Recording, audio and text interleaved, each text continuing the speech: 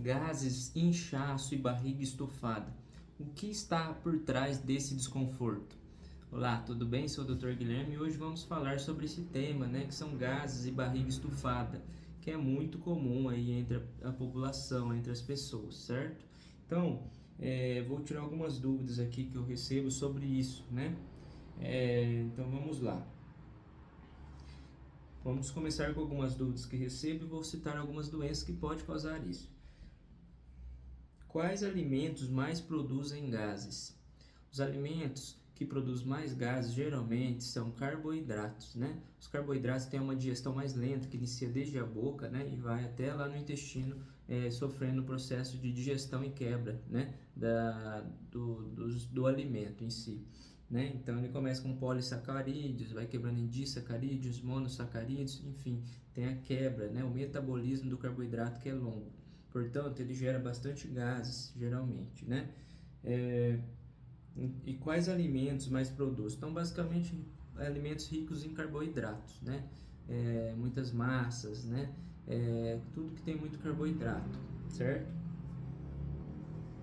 Dependendo da proteína, também pode causar bastante gás.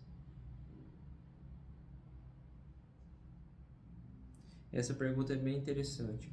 Quando o inchaço pode indicar intolerância à lactose ou glúten? Então, a intolerância à lactose, como eu falei em outros vídeos aí, ela gera bastante gás, estufamento na barriga, né? A barriga distende, né? Além de poder dar diarreia ou constipação, o intestino muda, certo? E geralmente é quando come algum derivado de leite. Apesar que você tendo contato com leite, mesmo você comendo coisas depois, por exemplo, gordurosas, frituras ou, por exemplo, café, enfim, tem alguns alimentos que eles estimulam o intestino, né? O feijão, por exemplo, é um alimento que gera muito gases também por conta do processo de fermentação, certo? Essa pergunta aqui.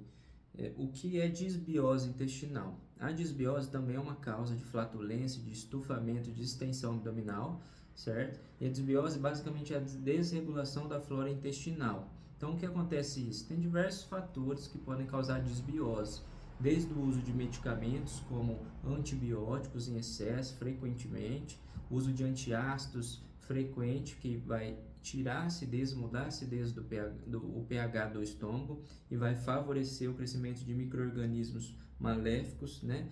E aí vai predominar as bactérias ruins sobre as bactérias boas que compõem a flora intestinal. Dessa forma, vai gerar uma disbiose, uma desregulação dessa flora normal do intestino e vai causar esses sintomas, né? Essa fermentação, essa geração de gases em excesso, estufamento e distensão abdominal.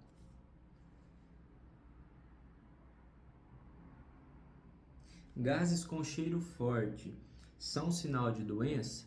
Não necessariamente. O cheiro forte nos gases pode indicar um alimento, né, que você está consumindo que pode gerar gases de odor fétido. Por exemplo, proteínas, é muito comum pacientes que tomam suplementos alimentares como whey, né, que tem bastante proteína, então o excesso de proteína pode gerar odor fétido nos gases, certo? Além de muito carboidrato, que nem eu mencionei. Então depende muito do alimento e nem sempre indica doença, certo? Mas pode também indicar intolerância alimentar. Por exemplo, intolerância à lactose pode gerar também cheiro forte nas fezes, né? Nos gases, perdão, porque sofre um processo de fermentação o leite ali, porque esse paciente não absorve o leite.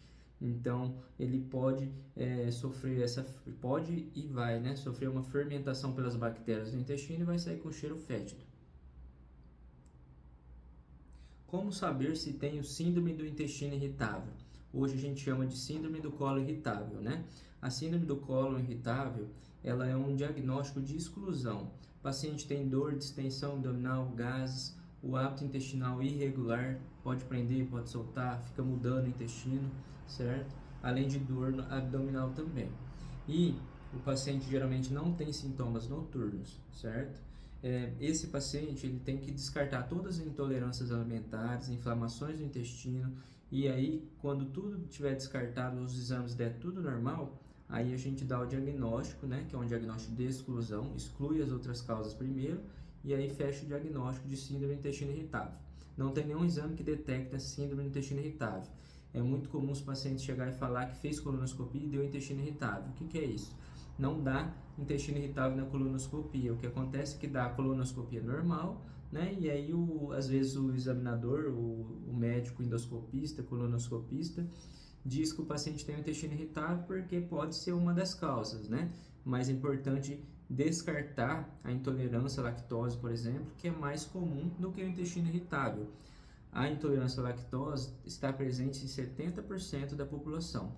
70% pelo menos vai desenvolver em algum período da vida a intolerância à lactose, que é uma doença geralmente adquirida, que adquire em alguma fase da vida, certo? Então, sempre descartar intolerâncias alimentares antes de falar que é a síndrome do intestino irritável, né? Ou colo irritável. Então, isso é importante, é muito comum dos pacientes falar que tem intestino irritável e às vezes vai ver tem intolerância à lactose. Usa o medicamento para lactose e melhora tudo, certo? E é muito comum também de ter essa associação. Pode ter o intestino irritável e a intolerância à lactose. E aí como que vai saber se tem o intestino irritável, né, junto? É um diagnóstico de exclusão, como eu falei. Trata a lactose. Se não melhorou, o paciente é muito ansioso, tem diversas doenças, ansiedade, transtorno de ansiedade, fibromialgia. Isso aumenta, é muito relacionado com a síndrome do intestino irritável. Ansiedade e fibromialgia está muito relacionado também ao intestino irritável. E aí, se o paciente não melhora com a lactase, que é a enzima que digere o leite, que a gente trata a intolerância à lactose, aí você pensa que ele tem associado ao intestino irritável e faz o tratamento assim para o intestino irritável para ver se melhora, certo? Então é isso, pessoal. Essas são algumas dúvidas, essas são algumas causas de estufamento, de barriga inchada, né? De muito gás, então intestino irritável, SIBO, que é o supercrescimento de bactérias no intestino, que é decorrente da disbiose, né? Intolerâncias alimentares com intolerância à lactose, intolerância ao glúten, certo? A glúten é mais raro, mas também pode dar os sintomas iguais. Além de fezes com oleosas, pode dar outros sintomas como anemia, é muito relacionado a outras doenças autoimunes também, né? A doença celíaca, por exemplo, até a síndrome de Down aumenta o risco de doença celíaca, né? Que é a intolerância ao glúten, e outras doenças autoimunes também, certo? Que às vezes vale a pena investigar quando se tem doenças autoimunes, investigar a intolerância ao glúten. Então é isso, pessoal. Essas são algumas causas, algumas dúvidas comuns sobre a barriga inchada, sobre gases intestinais. Espero que tenham gostado. Se inscreva no canal e até o próximo vídeo. Um grande abraço.